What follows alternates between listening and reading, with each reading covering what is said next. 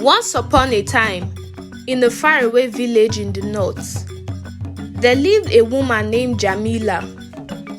Jamilah had been married to Mustafa for 5 years and they were yet to have a child.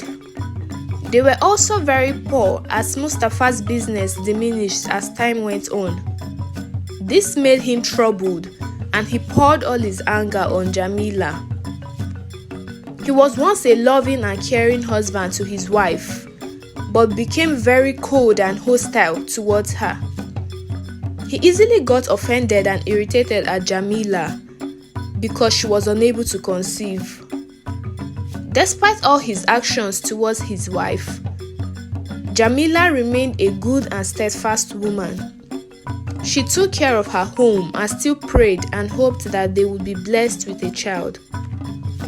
One day, while Jamilah went out to fetch some firewood from the forest to cook, she heard the cry of a baby in the bush. She followed the voice and finally found the baby. The baby was so little and she wondered who must have dropped such a little baby at the entrance of the forest. She quickly picked the baby up, left the firewood and ran back home. As she got home, in joy she quickly showed Mustafa what she came across, and she told him that God had finally blessed them with a child. To her greatest surprise, Mustafa shouted at her to get the baby off his sight. "How can you bring me someone else's child and say God has blessed us? Why can't you have your own child, you this barren woman?" Mustafa asked her. She felt really bad and cried, but she made up her mind to keep the child as she believed it would be a source of blessing to her family. The child was a girl and she named her Binta. Mustafa's friend advised him to get another wife since it was difficult for Jamilah to conceive. Mustafa took in a second wife, Hawa. Hawa was still unable to conceive a child, and this troubled Mustafa. He didn't fail to mock her the same way he mocked Jamilah. Binta grew up with so much love from her mother. Jamilah loved her so much and took care of her. Mustafa, on the other hand, was indifferent about Binta. His major concern was the decline of his business and his inability to impregnate his wives. One day, Jamilah decided to open up to Binta. She told her that she was not her real mother and explained to the girl how she was found. Binta said she knew that Jamilah and Mustafa were not her real parents. Jamilah was shocked. Even Mustafa, who was standing behind listening to their conversation, was also confused. They both asked the little girl if any of the villagers revealed this to her, but she said no one did. Ever since that day, Jamilah and her husband began paying close attention to Binta. They realized that Binta was a child gifted with mystical powers. She would sometimes say things and those things would eventually come to pass. Mustafa became so interested in Binta's life and always loved listening to her and would do as she said because her mystical powers never failed.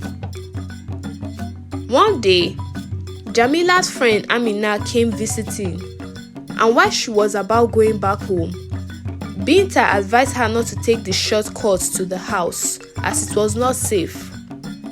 Amina said that was the route she always took back home and nothing had ever happened to her. She was adamant and refused to listen to Binta. When Amina got to the shortcuts, something was not right.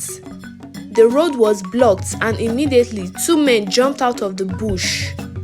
They robbed Amina and took the huge sum of money she was carrying, and they disappeared into the bush again. Amina, in fear and terror, ran back to her friend Jamilah to report what had happened. If she had listened to Binta, her money would not have been stolen. She regretted and she was also in awe of Binta. Mustafa's second wife, Hawa, also admired Binta, and she showed her as much love. Months went by, and one day, Binta met her father and told him that she knew that they had been hoping for a child even before she was found. He was curious at this point to hear what she had to say. She went further to say that the issue was not from any of his wives, and he should never have blamed them for it. Binta said that he was the cause of the childlessness in his home. At this point, he was shook. She reminded him that when he was younger, he did something evil to someone, and that person placed a curse on him never to have his own child. She asked him to probe his heart to know what he had done, then confess to his wives and go and look for the person and ask for forgiveness. Binta left Mustafa really worried. I thought that phase of my life was long gone and buried. Why is it coming to haunt me now? Mustafa thought to himself. He knew what he had done, but didn't know how to tell his wives about it.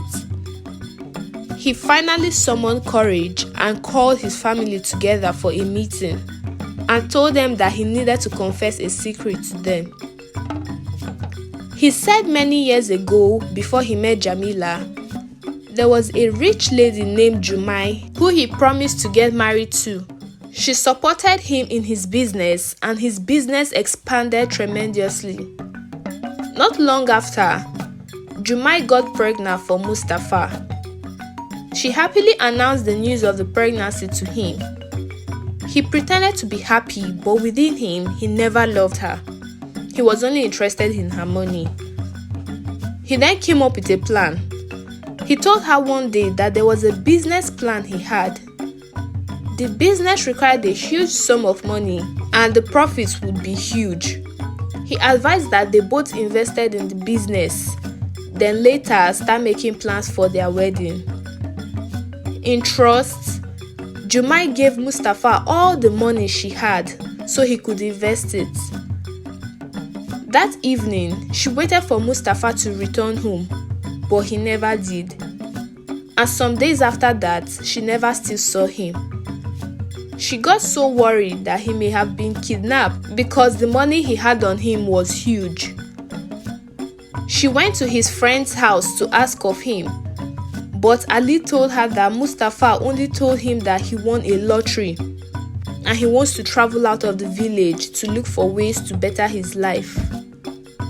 Jumai almost fainted from shock. So Mustafa left me pregnant, stole all my money and called it a lottery, she wondered to herself. Jumai had nothing to take care of herself and her baby. From the moment Mustafa traveled out of the village, he kept having strange dreams of Jumai cursing him that for all he had done, he would never have a child again, and the business he stole her money for would never grow. Sometimes, he would wonder to himself if the curses were effective, because the moment he left Jumai, his business never flourished again, but he would always shrug off the thoughts. When he was done telling his wives the secret he hid all these years, he cried and asked them for forgiveness, for always blaming them for being barren, while all this time the fault came from him. They were so speechless, but they eventually forgave him.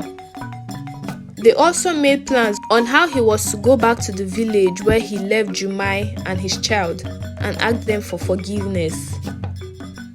A few days later, he went back to the village where he left Jumai and searched everywhere for her, but couldn't find her.